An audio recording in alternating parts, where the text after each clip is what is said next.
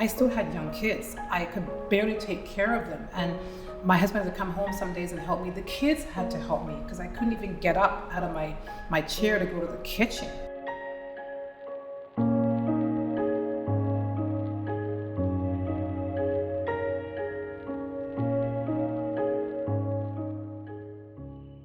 So I am 56 years old, I think I am anyways.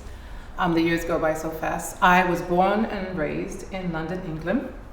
I was born in a little town called Islington.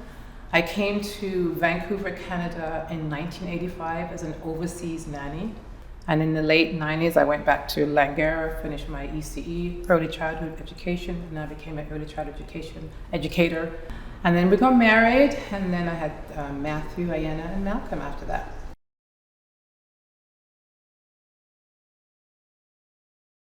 Okay, so for me, I'm gonna have to do a little tiny history here because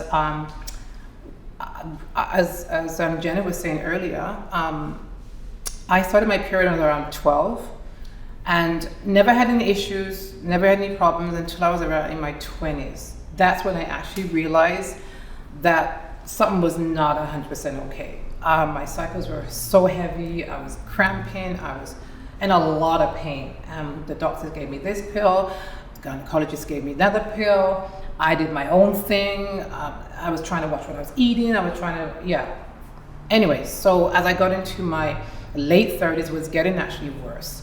For 10 years, my gynecologist was always asking me, how are you doing? How are you feeling? I said, great, but my cycles are really, really bad. Like I could barely work. I could barely walk. I could barely whatever.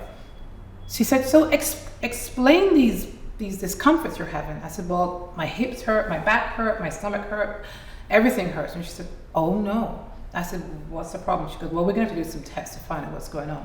To find out that I had endometriosis, which is it's very hard to explain, but I'm gonna explain it as best as I can. When we have cycles, ladies, our flow of blood comes out. When you have endometriosis, only some of the blood comes out. When you're having a cycle and some of it stays inside of you and some of it comes out. So the part that was staying inside of me was attaching itself on my uterus, my pancreas, everything inside my body. So long story cut short, I went to see a specialist. They actually said that I have endometriosis and that I have to have all these X amount of surgeries to correct it. So we got it corrected. We started to have a family, and it took me about a year to get to have Matthew, my first son. And then we decided, okay, so it took this long to have a baby, let's try it straight away when Matthew's like 1 year old. Well, 7 years later, and we were still trying. The emotional, the whatever that comes with all that was just devastating. Anyway, so we decided to adopt. And we adopted Malcolm, and then we adopted our daughter, Ayanna. And that was the most, I would say, as liberating, freeing for us, because I thought, okay, I couldn't have one naturally because of all that I went through with the endometriosis and my periods and all that. Adoption was another option. And then around 39 is when I realized, okay, something's going on in my body. I need to deal with this. I went back to the doctor and he said, I was getting cysts, I was getting all different things going on inside here, and it was not good. They literally had to do an emergency surgery on me to get rid of the cyst that had actually broken inside my stomach. So they said, you know what, I'm really sorry. We're gonna do the best we can to save your ovaries. We're gonna do the best we can to save whatever we can inside of you. And they said, if we have to go in and take everything out, it has to go. I said, you know what, do whatever you can. I can't take this any longer. I'm done. I've had enough of these 10 years plus of pain and discomfort and happy. And of course, my poor husband didn't know what to do. The whole thing. So I had a hysterectomy when I was 40.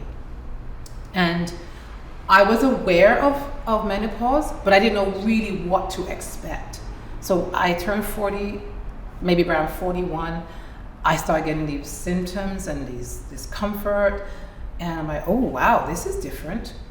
But I tell you though, that day after I came home, I was good, surgery, I was healing.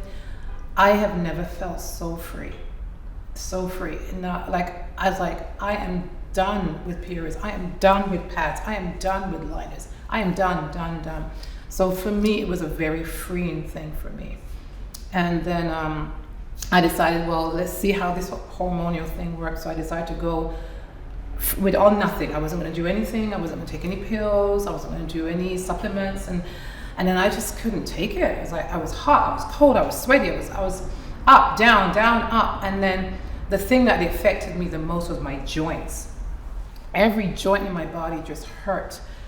I couldn't even pick up my children. I literally had to go down on one knee first, pick up Malcolm, and then it was just, I can't do this. So I went to my doctor 6 months later and I told her, I said, I need something, even if it's short term. She said, okay, but you do know, Roz, there are risks with taking hormonal pills. And I said, I know, I don't need to be on it very long, just put me on it for a little while and I should be good. Well, 5 years later, I was still on it. One Tuesday morning, I think it was, I went downstairs. Before the kids were in the wake or getting ready for school, I would have my quiet time, just be by myself. I felt a lump on my breast, my right breast. I went, oh, that's not been there before. And I thought, okay. So I phoned my doctor immediately. She goes, you need to come in right now. We need to test you, blah, blah, blah, to find out that I had cancer, breast cancer on my right side. So I had a few surgeries to get rid of that. They couldn't get rid of all the margins and the cancer. So they had to, in the end, I had about 4 surgeries, I think, I can't remember anymore. In the end, they had to do a mastectomy. So that was a whole nother, I'm not going to get into that right now, but that's a whole nother story, chapter of my life, our family, just everyone who knew what was going on with my story.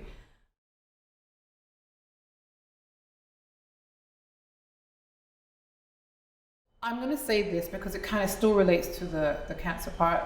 The cancer did come back, and I'm there right now, but it hasn't taken over my life. I have taken over it. I am still in treatment. I am still getting the help that I need in that department. But what I realized most of all, though, that menopause did not control me. I had to take control of menopause.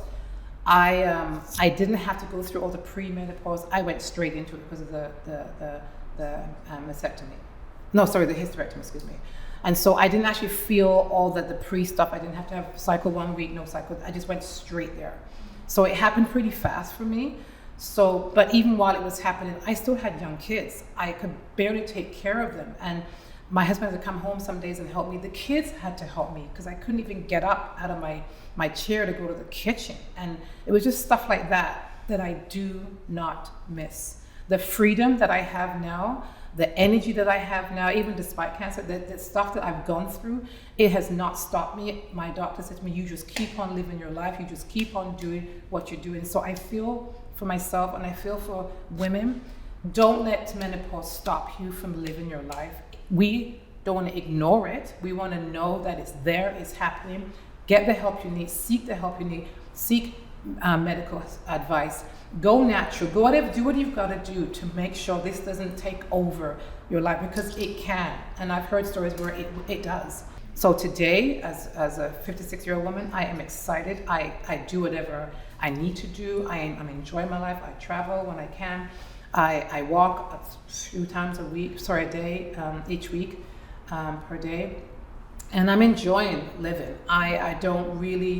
I could easily complain, I can easily go there, but I choose not to. I choose to recognize that life is for the living and we need to enjoy life. Thanks for watching this episode. For more menopause stories like this, subscribe below and don't forget to click the bell so you are notified when we drop a new episode. Did you connect with this story? Let us know by adding your comment and by sharing and liking it. Shared storytelling helps us learn what's happening to our bodies and reminds us we are not alone.